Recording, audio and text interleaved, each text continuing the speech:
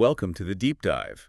Today, we're jumping right in, looking at what skills future English teachers need, specifically for teaching young kids. Yeah, it's a fascinating area. We're basing this on an article from the literacy track. Oh, right, the literacy track. Now, for those of you who might not be familiar, it's a really highly respected journal coming out of Turkey. Exactly. It focuses squarely on English as a second language and second language acquisition research. A major player in the field, definitely. And it's mainly based at Dhaka's Ayal University, right? Yeah. Which is kind of a hub for this kind of work in Turkey. That's right. And their research often gives these fantastic insights, really grounded in the Turkish educational system. So this specific article, what's the title again? It's called Preservice EFL Teachers' Competencies for Teaching Young Learners. Okay. And it tackles a really important question. How ready do these future EFL teachers in Turkey actually feel about teaching English to young and even very young children? Right, focusing on those pre-service teachers, the ones in their final year, just as they're finishing their practical teaching placements, which is such a critical time. You know, the article points out we often hear from teachers with years of experience. Yeah, this gives us a snapshot right at the beginning. Exactly. How confident are they initially, and how do they see the link between, the university theory and the actual classroom messiness right as they're about to launch their careers? It's that gap, isn't it? Theory versus practice. Always the big question. So to figure this out, they used a mixed methods approach, which is pretty smart. How did that work? Well, first, they gave these pre-service teachers a questionnaire, a standard 5-point Likert scale, strongly agree to strongly disagree. Okay.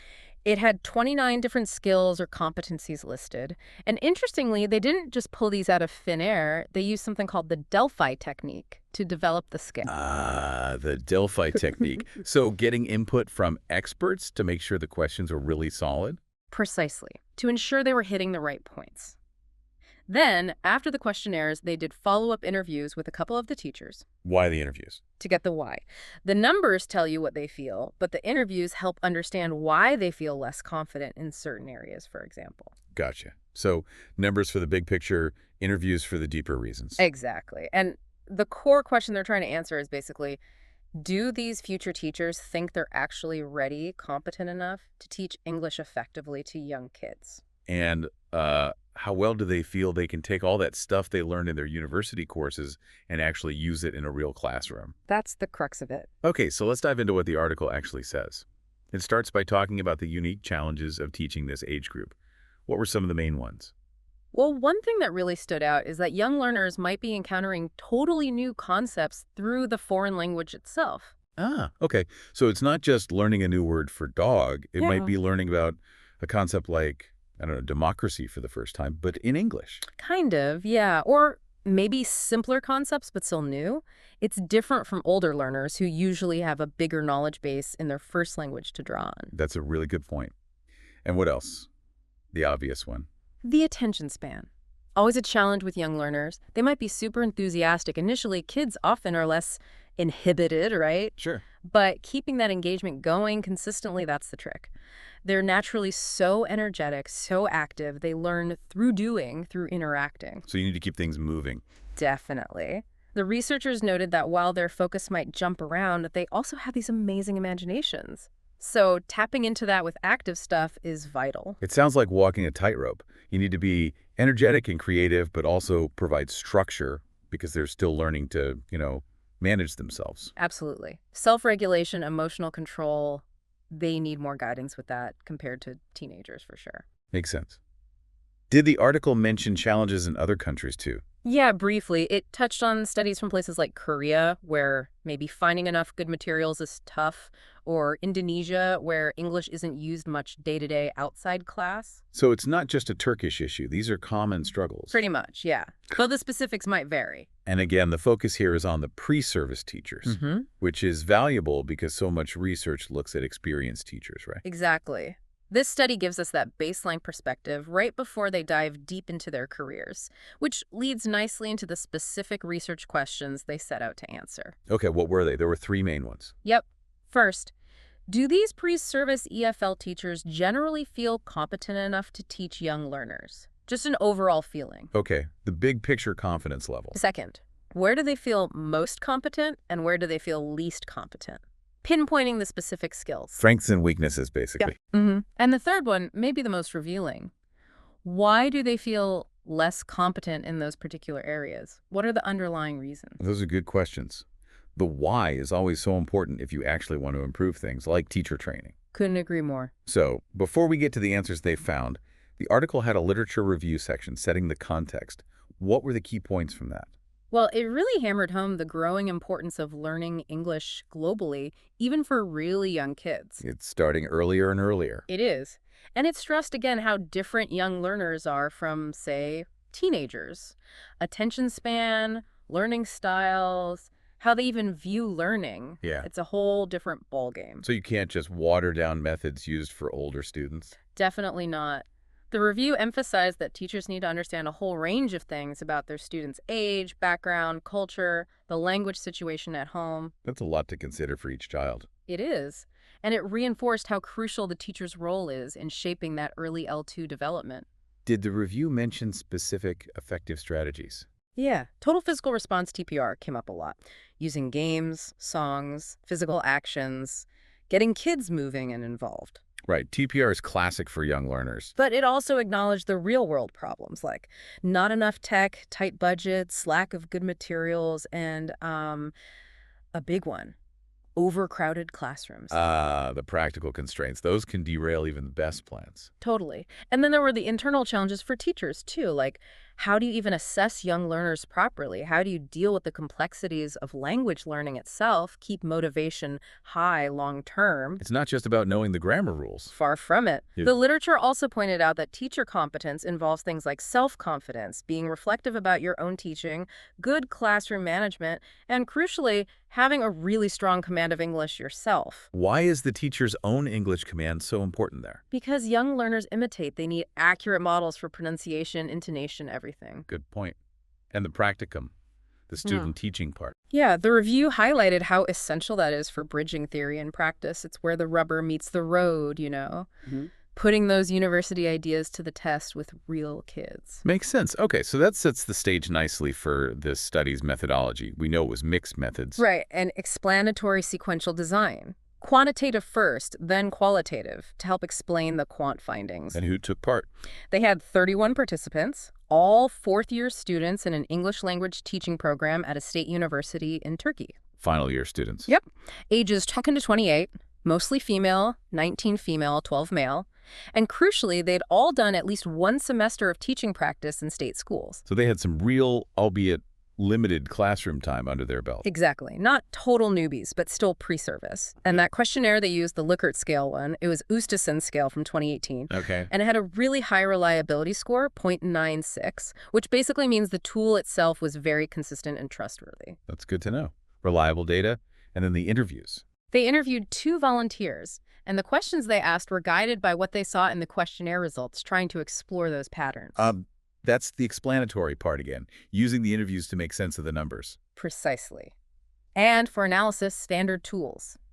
SPSS for the quantitative number crunching, looking at frequencies and means. Okay. And atlas.ti for the qualitative interview data. That helps find themes and patterns in the text. Right. Okay. The moment we've been building up to, what did they actually find? How competent did these future teachers feel? All right, so the results were quite revealing.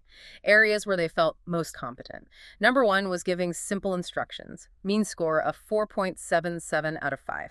Very high. Okay, that seems pretty foundational. Very. Also high up. Yeah. Using games and teaching 4.74. And teaching English appropriate to the student's language level, 4.68. So core classroom management, engagement through games, and adjusting their own language. That sounds positive. It does suggest confidence in those basic essential skills, but then you look at the areas where they felt least competent. Oh, what were those? The lowest score, a mean of just 3.19, was for implementing specific methods to teach English to young learners. Things like communicative language teaching, CLT, the audiolingual method, TPR, knowing how to actually do them effectively. Well, that's a big drop from 4.77. So they know about the methods, maybe, but don't feel confident using them. That's what it suggests. Perhaps a gap between theoretical knowledge and practical application skills. Interesting. What else was low? Focusing specifically on listening and speaking skills mean of 3.61, and differentiating instruction for children with different developmental features 3.81. Differentiating, Yeah. meaning like adjusting for kids who learn at different paces or have different needs. Exactly. Tailoring the teaching to individual kids in the class. So maybe dealing with a fast learner alongside someone who needs more support. So the overall picture is they feel okay with the basics of running a class, using games, giving instructions, Right, the more general classroom skills. but less sure about the specific how-to of language teaching methods for this age group and adapting to individual student differences. That sums it up perfectly. More confidence in classroom management basics, less in specific pedagogy and individualization. Okay, so the next obvious question is why? Why did they feel less competent there? What do the interviews reveal? This is where it gets really interesting. A major theme that emerged was a perceived lack of detailed knowledge about child psychology. Well, Yeah. The participants felt that really understanding cognitive development, physical development, how kids acquire language naturally, critical periods, even just seeing the world from a child's perspective. would help them design better lessons. Exactly. They felt it would help them tailor activities and expectations much more effectively to the specific age group they were teaching. That makes a ton of sense. Knowing the developmental stage would inform everything. Another big reason cited was the practical difficulty of using physical activities, like TPR, in classrooms that were often really crowded. The space issue. Right. They basically said trying to get kids moving in a packed room felt chaotic and hard to manage. They knew physical activity was supposed to be good. But the reality of the classroom made it feel overwhelming or impossible. Pretty much, which connects back to some previous research mentioned in the article. Oh, yeah. Yeah, a study in Turkey back in 2016 also found pre-service teachers felt least confident about using physical activities and managing time effectively. And other international studies have flagged issues like dealing with learning disabilities, which relates to that differentiation point. So these aren't entirely new findings. They resonate with other research. They do. The article also briefly mentioned other studies pointing to struggles with digital resources, or just how time-consuming it is to create varied materials for young kids who maybe can't read much yet. All contributing factors, potentially. Okay. So pulling it all together, what was the main conclusion the researchers reached? Well, they concluded that teaching young learners is undeniably demanding. It requires loads of energy, creativity, flexibility. No kidding. And their study confirmed that these pre-service teachers do feel less competent in some really crucial areas. Adapting materials, ensuring their own pronunciation is a good model, keeping kids motivated long-term, and especially differentiating instruction for diverse learners. And those external factors like crowded classrooms in the state schools where they did their practicum. Definitely make those challenges worse. It's harder to implement best practices when the environment itself is constrained. Did they pinpoint any specific reasons within the training program itself? Yes, a major one they highlighted was the lack of a compulsory child psychology course. Back to the psychology point. Exactly. They strongly suggest this gap in foundational knowledge is a key reason why these future teachers feel less equipped to understand and respond effectively to young learners' developmental needs. It really drives home that teaching young kids isn't just about English skills. It's deeply tied to understanding child development. Absolutely. And that combo of limited classroom space and maybe insufficient practical training on how to manage kinesthetic activities successfully contributes to that lower confidence in using active methods. So the study effectively linked these feelings of being less prepared directly to specific aspects of their training and the school environments they experience, Yes, it paints a clear picture of where the pressure points are. which logically leads to recommendations. What did the researchers suggest could be done to improve things? Their number one recommendation, flowing directly from the findings, was to make child psychology a mandatory course in teacher training programs. Makes complete sense. Build that foundation.